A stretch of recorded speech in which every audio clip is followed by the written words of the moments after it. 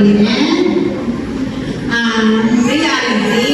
Alam mo kung ano yun? Habang tumagal ng ating birthday, ang ating mga anniversary, reality po na umiiksi din ang pag-stay natin sa lugar. Aware ba tayo doon? Kaya naman, ay challenge yung day. Tapusin ninyo, makinig tayo ng mensahe mamaya. Challenge to ha! Pakinggan ninyo mabuti ang mensahe. Tapusin nyo ng gising. At pag may narema sa inyo, the word of God, o anong in-impress ng Holy Spirit, na kayo ay makapag-serve sa Kanya, do it right now. Do it starting day. Alam mo kung bakit? Hindi natin alam kung ilang universal pa ang ating kakapagod. Kaya i-challenge today. Walang tutulog. Pakinggan ang mensahe. Tapusin. Pag may nagurema, gagawin. Amen?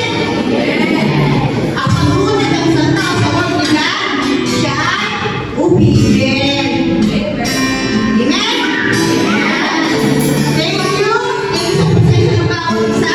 Thank you mga nagapita, nakakarikuna, sa isang lugar, parang nasa lumalaan. Thank you very much sa iyong presensya and isip ko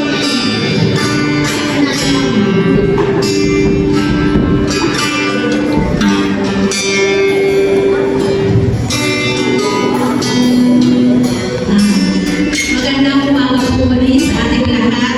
Kami po ay nagagalak dahil nakasama po namin kayo.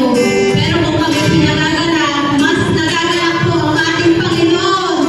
Dahil marami po ang sasapat na pupuri sa kanyang pangalan. Tumayo po tayo at tayo po yes, Lord, hallelujah. Dakilan Diyos sa maraming salamat po, Ama, sa umagang ito, Panginoon. Salamat sa palibang buhay at kalakasan na ipinagkaloob po sa bawat isa sa amin, Panginoon, sa araw na ito. O Diyos, dalahin po namin, Panginoon, patuloy mo po kami manawarin sa anumang pagkakasala ng bawat isa sa amin, Panginoon. Sapagkat ang nais namin, O Diyos, makapagpuri kami sa iyo, Panginoon, na may kabanan, Panginoon, Lord, sa iyong pangalan. Lord, nanahan po namin, Panginoon, nasa oras na ito. Lord, patuloy na ikaw ang maging sentro ng buhay ng bawat isa sa amin, ng aming kaluan, ng mga pamilya. Handa na po ba kayo po sa Panginoon? Kayo po. Lord, kaya po ng ating team rooted in God's Word. Ito po simbahan ito, bunga din po ng pananalaman. Bunga din ng pagtitiwala sa Panginoon. Isa po ako sa buhay na matutuwang God mabuti ang Panginoon sa lugar na ito. Sa simbahan ito, sa 15 taon ng simbahan ito, sa puso ng patutuwang God mabuti ang Panginoon. At sa mga ito, muli, bigyan mo na siya ng palagpanak. May ginagawa po Panginoon at may patuloy pang gagawin Panginoon. Kaya sa mga ito muli, pumili po lang ang Panginoon. Hallelujah. Kami na po natin Panginoon. When the Lord sings, nothing else needed. When the Lord sings, nothing else needed. When the Lord sings, nothing else needed. It's just you.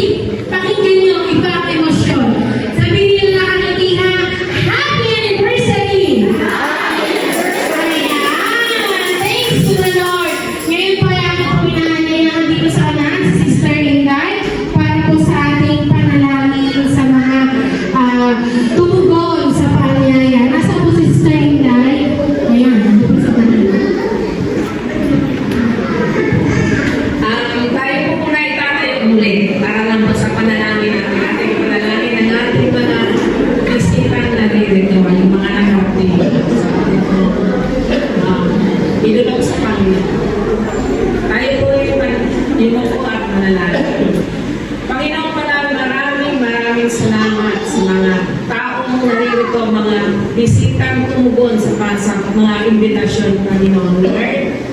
Hindi po, ang oras na ito, Panginoon, ay ginawa mo para sa mga taong ito, Panginoon, na makarinig ng inyong salita, Lord.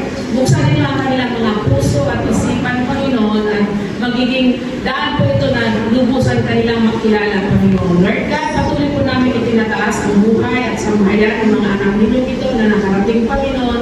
Inyo po pagpapalain at patuloy po silang proteksyonan at i-bless ang lahat ng kanilang kabuhayan, Panginoon. Lord, dalhin niyo sila, Panginoon, sa inyong bulwagan na may puso nagagalak na magpuri at sasamba sa inyo. Maraming salamat sa buhay ng mga taong ito, Panginoon, na nakarating at i-bless niyo po ang bawat isa sa kanila at sa lahat ng aming gagawin ngayon, Panginoon, ayon po ito itinataas ng may kapalaran at pasasalamat sa pangalan ng Panginoong Hesus.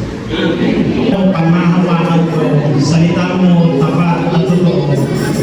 Kung may pamahawakan ka sa araw na ito, walang iba kundi salita ng Diyos. Amen po ba? So ako po'y naniniwala na ang pagpunta mo dito hindi aksidente. Walang aksidente sa Panginoon. Lahat ay orchestrated by God. Inisip na po yan lahat. Hindi ko gusto lang pumunta dito kundi planado na po yan ng Lord. Ang tanging gusto ng Panginoon, panghawakan mo ang lahat ng parinig mo sa iyong sa mga salita niya. Today, hindi po ako mag-i-speak bilang pastor ninyo. Pinagkaroon po tayo ng Panginoon na mayroon pong magsalita po para po sa ating pong tema na rooted in God's Word. Ito pong tatawagin ko ito po ang isa sa nagdala sa akin sa Panginoon. Nung ako po ay wala pa sa Panginoon, katulad ninyo, may nag-iimbita, ang dami kong dahilan. Yan po ang aming pong isa. Palaging ipinagdidepensa. May religion ako kung saan ako nag-isip, doon ako mamamatay. Pero dumating ang point na one time, nung nakakilala siya sa Panginoon, every time po kami kakain, ang sabi niya sa akin, kapag ikaw kain namatay, alam mo ka saan ka pupunta? Tatanong lang hindi ko kaya sagutin. Pero nabigyan ng tugon ng panahon kakilala ko siya sa pamamagitan ng buhay ng taong ito. Hindi po siya malayo sa akin, hindi po siya kapatid ko. Kapatid sa Ama at kapatid ko sa Panginoon ngayon. Kaya siya po ang magbahagi. Umuwi pa po siya mula po Australia. Siya po ay today ay ipinadala ng Panginoon para po siya po ay magbahagi sa akin. Hindi po siya pastor. Pero dapat po siya magiging pastor. Pero po akong tinawag ng Lord magpastor. Pero I believe in the future, siya po ay magiging ko din katulad ng inyong dito. Sige po, let us welcome in our midst today, Brother Maui Peroya.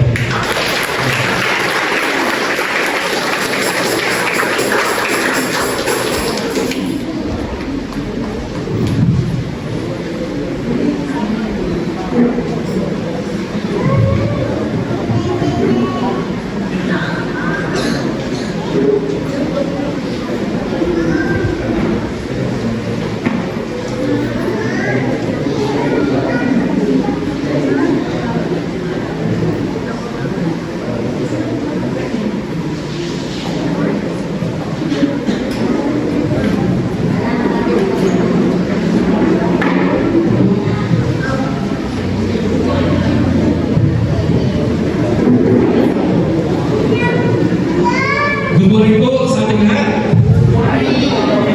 Happy anniversary. At napakabuti po ng Panginoon sa ating buhay at ipakita po muli tayo. Ang tema po natin ngayon is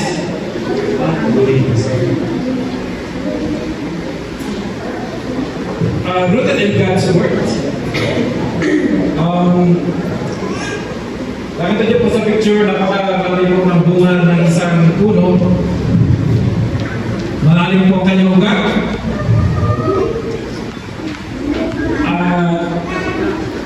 Siyempre,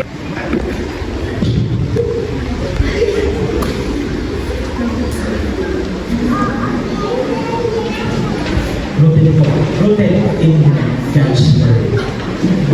So yung beauty this morning, sa bawat po na pupuntahan po natin yung lugar, pupunta tayo ng lugar na gusto natin puntahan, pagbalik po natin ang bahay, gusto natin din pa sa Lord, tama po ba? Lahat po nung nagbakasyon,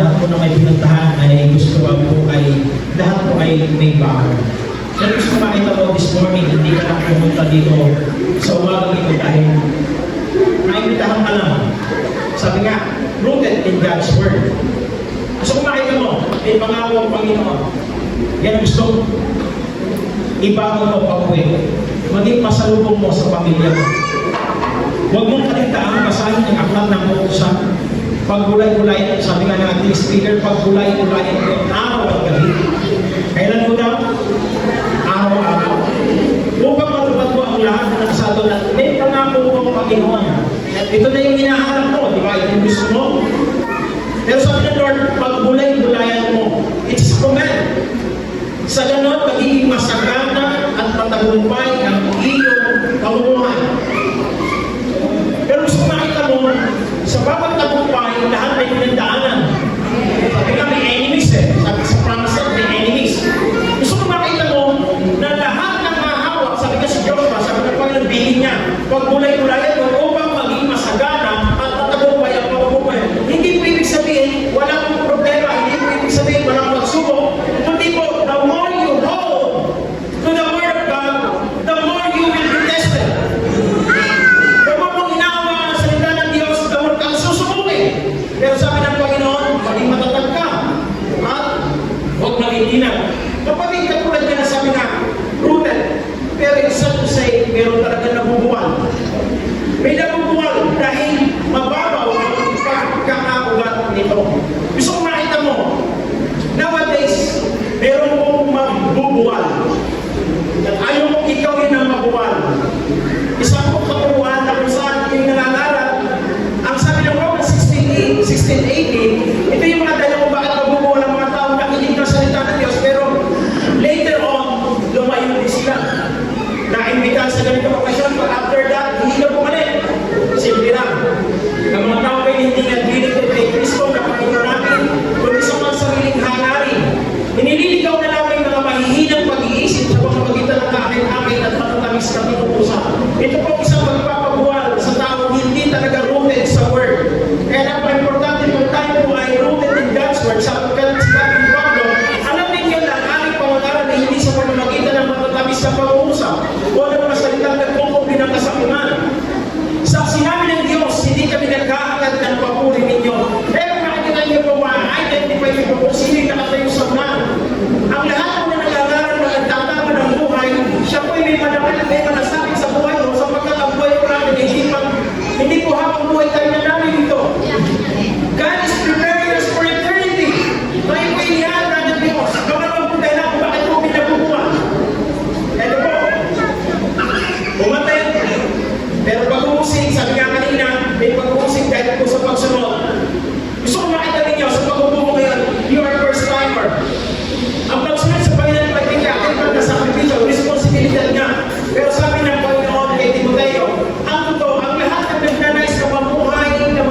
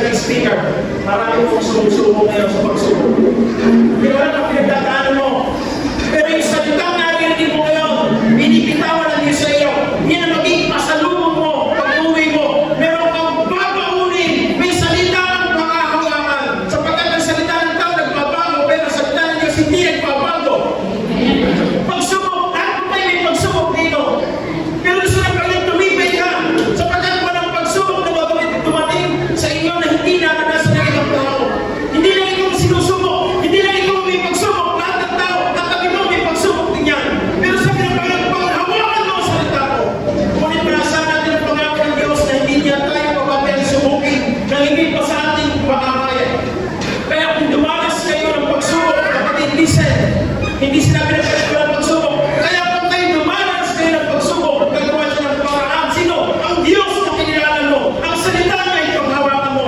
Upang mapagtagumpayan niyo ito. 1 Corinthians chapter 10, verse 13. Kapatid, additional na pag-ikray speaker. Mga kapatid, magala kayo. Ito na po, napag-weird naman ito. Yung pagsubok na, magagala pa. Mga kapatid, magala kayo kapag kayo dumaranas sa iba't ibang uri ng pagsubok. Sino lang po makakangiti sa gitna ng pagsubok? Yung lahat na pinanghahawakan ang salita ng Diyos. Dapat din yung malaman na nagiging matatag. Kaya po kapatid, yung pong word na natinig nyo, sure po yan. Pero yung realidad, sabi ng Panginoon, patatanin kita sa pagsubok, trials, pero ito yung magpapatatag sa atin. At dapat kayo magpakatatag hanggang wakas upang kayo maging ganap at walang pagkukulang. Sabi po muli ng Panginoon, 16:33, sa pamamagitan mo nila. Sinabi ko sa iyo upang sa inyong pakikipag-isa sa inyo, pero kayo ng kapayapaan. Pero sabi mo, kapayapaan. Peace be with you.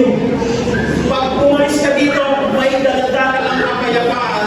Alam ko mayroong gumugulo sa isip mo. Pero gusto ko makita mo, lahat ng mga pinagdadalan mo natin, pahintulot ng Diyos. And we know that in all things, God works for the good of those who love Him, who have been called according to His purpose. Kapatid, apat na binig, nakarinig na salita, I will read quickly. Ito ang mahulugan ng talinhaga. Ang binig inihasay ay ang salita ng Diyos. Kapatid, yung word po, na narinig nyo, binig mo daw yun. At ang mga binig na nagdagdaan sa daan nila, mga taong nakikinig sa salita ng Diyos. Lahat mo na nasa sanctuary ito, nakakarinig na salita ng Diyos. Time will come, wala kang pwedeng sabihin sa Panginoon, Lord, wala akong narinig. May narinig ka. Pero gusto ng Panginoon, panghawakan mo ang iyong mga salita na narinig mo. Huwag ka rin bilang dumating si Satanas at inalis ang salita at inihasik sa kanila. Today, God is spreading His word. Nakakarinig ko ngayon. Pero may enemy, si Satan. Paglabas mo ng bulwagang ito, pwedeng nakahawin ang salita na narinig mo. Iba pa sa isip mo, mga problema, pagsubok, hindi ka na makakahulan mo. Mapanagpumpay po tayo. At ang kamulan ng bininalaglag sa batuhan ay mga taong nakikinig ng salita ng Diyos. Sabi mo sa kami mo, nakikinig. Agad na tinagap ito ng may kalapang, subalit hindi ito tumimo. Sa kanila kaya hindi sila nagtagal, nabuwan. Pagdating ang paggantihan, pag-uusik, dahil sa salita ng Diyos, agad silang sumuko. Wala na. Okay lang. Kapagin. Pero Marcos 4:5, napagpagiging po ito. May mga binig namang nalaglag sa batuhan, pagamat kaunti lang ang lupa mo, agad sa ko lang mga binig yun, ngunit ang tumindi ang sikat ng araw, nalatak na po yung ang mga binig tumubo. Palibasay hindi ito masyado nagugati ako na buwan, na malaki, hindi rin nagpatuloy sa Panginoon. Pero gusto makita mo, ikaw ang maging binig na kung saan maging matabang lupa. Ito naman ang nalaglag, ito naman ang patulad ng mga binig nalaglag sa mga binig ng laman. Sila ang matawag ng salita ng Diyos. Ngunit dahil sa alalahanin sa buhay nito, pagkasilap sa salapi o kayo pagkamuhanin sa ibang mga bagay, ang salita ay nawala ng tuwang sa kanilang puso, kaya hindi ito nakapamuma. Kaya sabi ng Panginoon, very good. Pero kapatid, ito yung dahil ng bakit pag maraming lumalikod sa Panginoon, last. Kapatid, mabilis lang po ito, last. Ito naman ang katulad ng mga binig na laglag sa matabang lupa. Sila ang mga taong nakikinig at tumatanggap sa salita ng Diyos at nalumungan ng masagana. May 30, 30, may 100. Tingin po kayo sa akin. Ito ang gusto kong makita ninyo. Tandaan mo ito. Pinalala ng Diyos sapagkat ang tao po ay makakalimutin. Kaya sabi mo, huwag kang makakalimutin. Tandaan mo ang bilin mo. Mismo i-remind si Joshua, magpakatatag ka at nakasan mo ang iyong loob. Huwag kang matatakot o mawawala ng pag-asa sapagkat akong si Yahweh na iyong Diyos ay kasama mo sa naman nagpunta. Kapatid, victory is sure in the name of Christ. Kapatid, as I close, ito ang gusto kong magawa mo, awit 119 as you go home. Ang magmahal sa utos mo rin, mapayapa niya ang buhay. Matatag ang tao ito at hindi na mabubuan. Pwede ba natin palakpakan yung Diyos ko?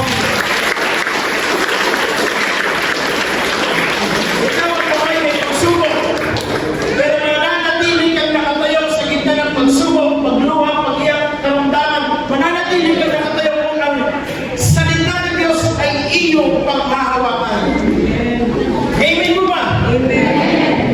Walang pwedeng panghawakan sa mundong ito, hindi pera, hindi kayamanan, hindi kanino, kundi salita ng Diyos ang panghahawakan natin at ang piling mo ang ipinalaw ng Panginoon, magiging matagumpay ang iyong pamumuhay. Pwede po ba ulit natin walang Diyos mo?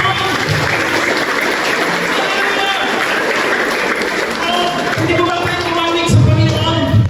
Naman. Pansinin niyo po yung ating nagpapay dito po sa ating tanong kanan. Ano pong taon na nakalagay? Bukod doon sa 2021, ano ilang taon po ating sineselebrate? 15. Sa Tagalog po may ano? 15. O, minsan sa Tagalog po, 15. Ibig sabihin po, meron din po dapat tayong umasya na 5. Sabay-sabay ako tayo kami, 5. Tingnan po, parang kamay. Ito. Tapos iharap ko sa inyo katabay. Kapil kayo. Kapil sa kayo. Yan. Meron pa ka bang 5? Kung natutunan na 5 na ito. Kapil na ulit ang tingin. 5 mo na din ikaw naman. O, doon naman sa kanila. Yan, kapil ka. Kapil nyo na. Meron na tayo 5. 15 o 5.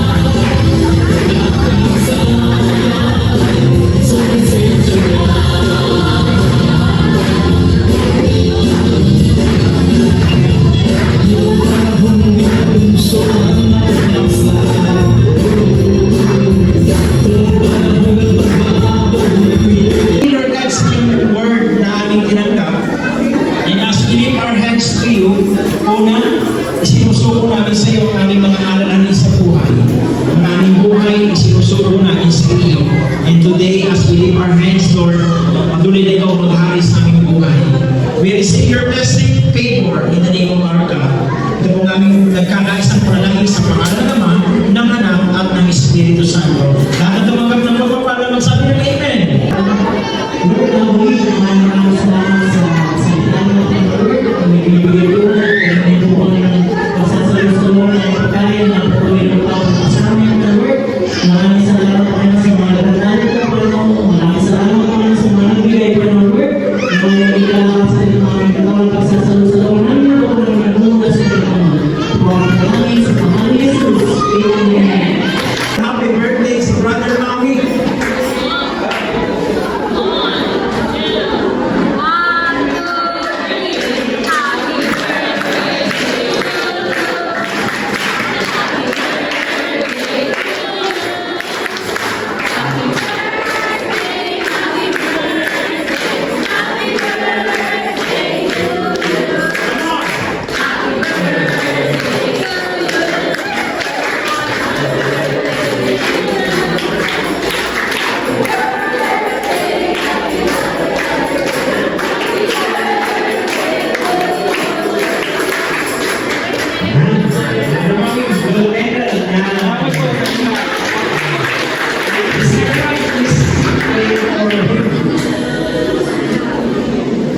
Salamat po sa Panginoon sa mga natin namin. Atin po siya mayamin sa oras na ito. Ang Diyos na nangyayon sa lahat. Salamat sa buhay ng kapatid namin. Lord, salamat sa buhay niya. Maraming na namin. Pinakot siya sa maraming pagkakaling kami. Lord, magbilang provision at Lord, yung buhay niya ay pinigil ang sa iyo. Lord,